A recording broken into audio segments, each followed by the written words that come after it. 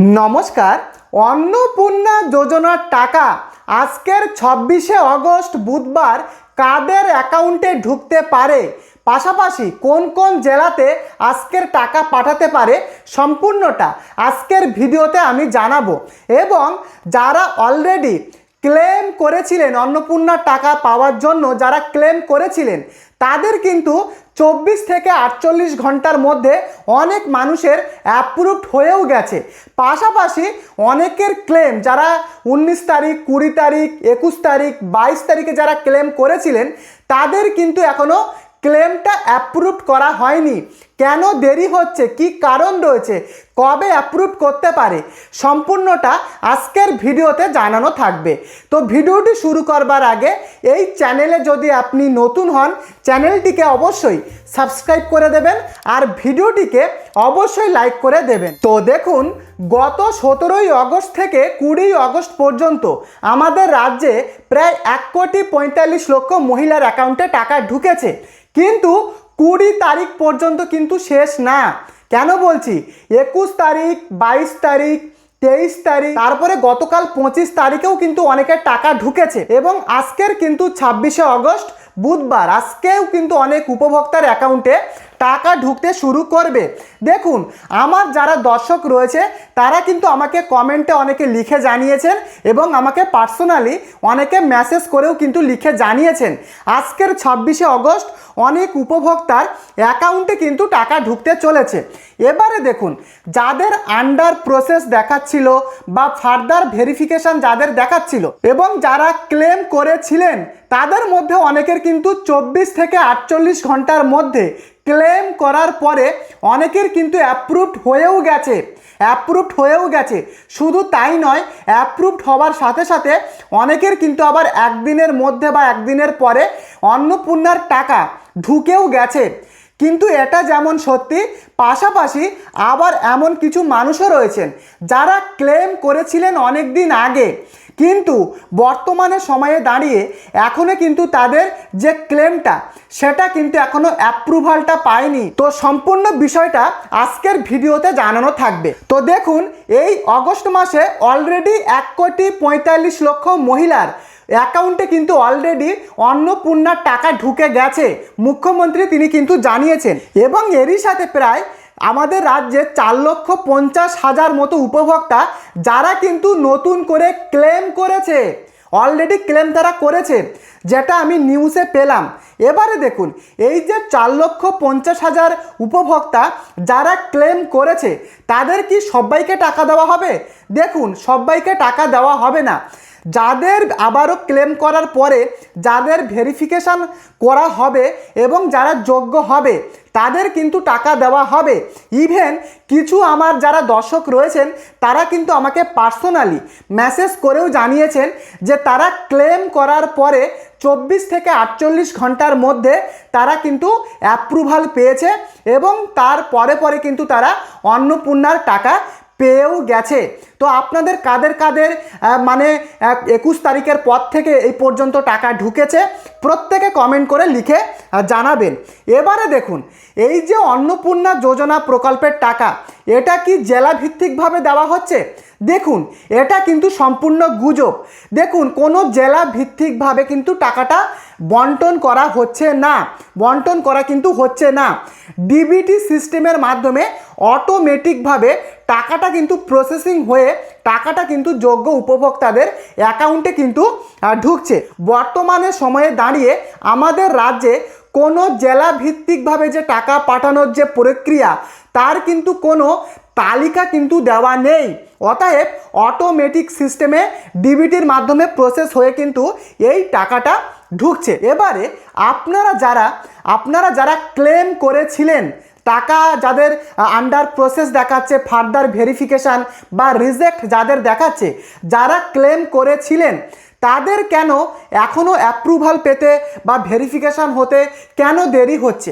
আমাদের রাজ্যে এবারে কিন্তু 4,50,000 উপভোক্তা এবারে কিন্তু নতুন করে ক্লেম করেছেন, যতটুকু নিউজে আমি খবরটা পেয়েছি।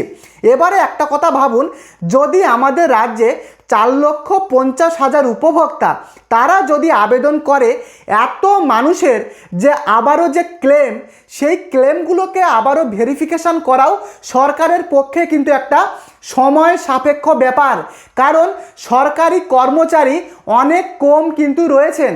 ফলে এত মানুষের যে নতুন ক্লেম বা নতুন আবেদন, সেগুলোকে ভেরিফাই করা, যাচাই করা, সেটা করতেও কিন্তু সময় লাগছে।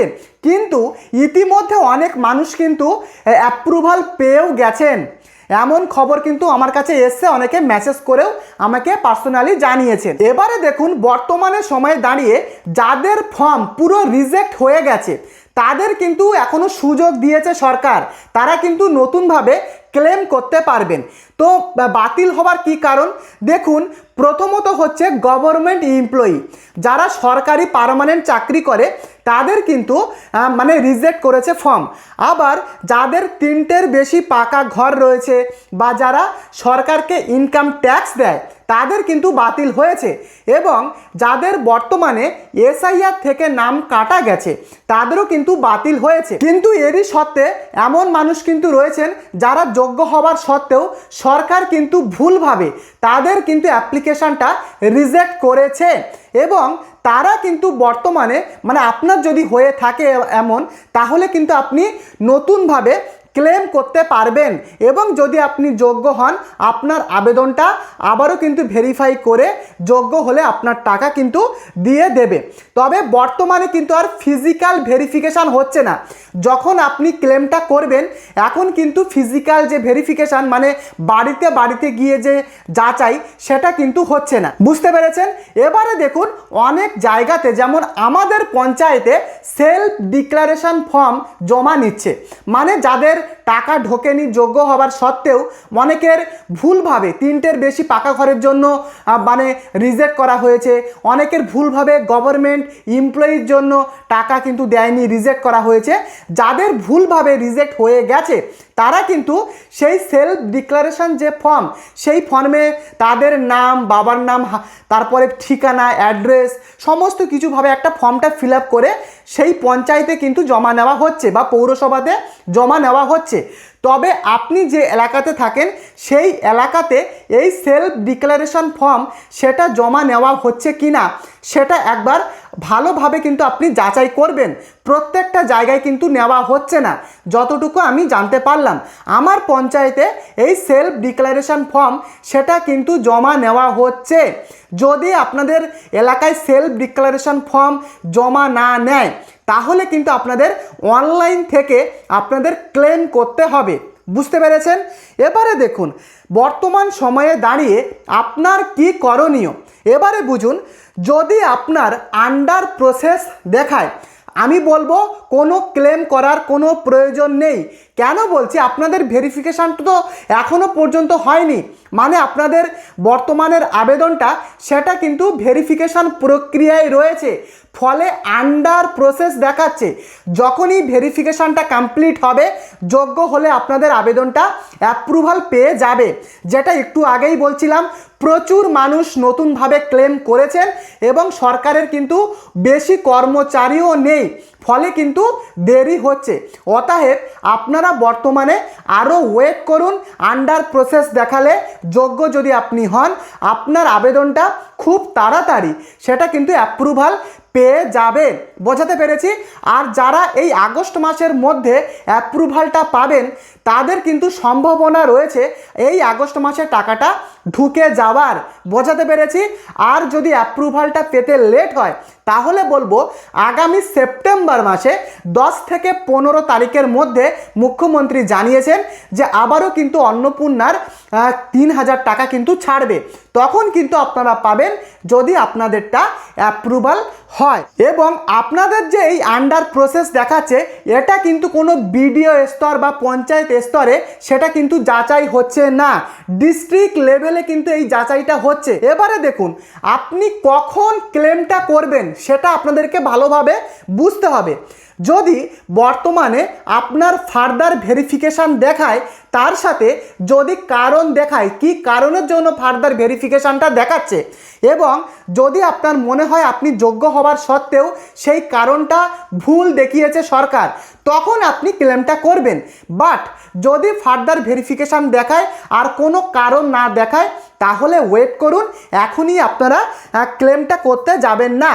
আর অলরেডি যাদের ফর্ম রিজেক্ট হয়ে গেছে তাদেরকে বলবো আপনারা এখনই ক্লেমটা করুন যদি আপনাদের ফর্মটা রিজেক্ট হয়ে যায়। তো দেখুন, বর্তমান 2026 সালে যদি আপনি অলরেডি ভোট দিয়ে থাকেন এবং তার সত্ত্বেও যদি আপনাদের এসআইআর থেকে নাম বা ভোটার লিস্ট থেকে নাম কাটা যায়, সেক্ষেত্রে বলবো আপনি এখনই ক্লেমটা করুন এবং যে আপনার ভোটার স্লিপ রয়েছে সেই স্লিপটা কিন্তু আপনারা দিয়ে সাবমিট করবেন এবং আপনাদের জন্য প্রবল সম্ভাবনা রয়েছে অ্যাপ্রুভড হওয়ার।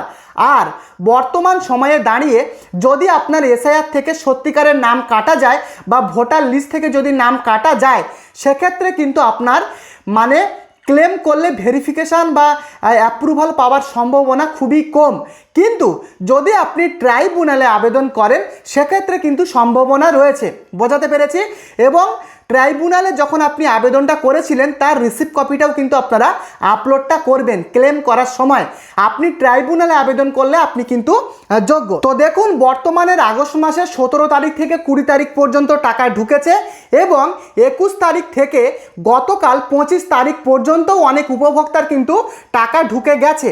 কিন্তু যদি আপনাদের অ্যাপ্রুভাল পেতে সময় লাগে, তাহলে কিন্তু আপনাদের টাকাটা পেতে সেই সেপ্টেম্বর মাসে, এই আগস্ট মাসে কিন্তু টাকা ঢোকার সম্ভাবনা কিন্তু কম রয়েছে। আপনার টাকাটা ঢুকেছে কিনা সেটা আপনি কিভাবে বুঝবেন? দেখুন, অনেকে কি করছে যে এসএমএস আসার অপেক্ষায় বসে রয়েছে যে আমার টাকা ঢোকার এসএমএসটা আসবে তাহলেই আমি বুঝতে পারবো। কিন্তু অনেকের কিন্তু এসএমএস ঢুকছে না, কিন্তু টাকা ঢুকে যাচ্ছে। এক্ষেত্রে আমি বলবো আপনার যদি নেট ব্যাংকিং থাকে, সেই নেট ব্যাংকিংটা আপনি একবার ভালোভাবে যাচাই করবেন, বা আপনার ব্যাংকের পাসবই থাকলে সেটাকে আপ টু ডেট করতে পারেন। এবং যদি আপনি ফোনপে বা আদার্স যেমন জিপে রয়েছে বা আদার্স যে সমস্ত ইউপিআই অ্যাপ রয়েছে, সেগুলো দিয়েও কিন্তু আপনি আপনার বর্তমান ব্যালেন্সটা দেখতে পারবেন। টাকা যদি ঢোকে, টাকাটা কিন্তু আপনাদের বেড়ে যাবে 3000 টাকা। বোঝাতে পেরেছি? আর মিস কল দিয়েও কিন্তু এখন বর্তমানে মানে ব্যালেন্স চেক করা যায়। তো অবশ্যই একবার আপনি আপনার ব্যাংক স্টেটমেন্টটা ভালোভাবে যাচাই করে নেবেন। তো আপনাদের 21 তারিখ থেকে গতকাল 25 তারিখ পর্যন্ত কাদের কাদের টাকা ঢুকেছে অবশ্যই কমেন্টে লিখে জানাবেন। আর কাদের অ্যাপ্রুভাল হয়েছে, কাদের অ্যাপ্রুভাল হয়নি, প্রত্যেকে যারা যারা ভিডিওটি দেখছেন কমেন্টে লিখে জানাবেন। চ্যানেলে নতুন হলে সাবস্ক্রাইব করে পাশে থাকবেন। পরবর্তী ভিডিওতে দেখা হচ্ছে। ধন্যবাদ।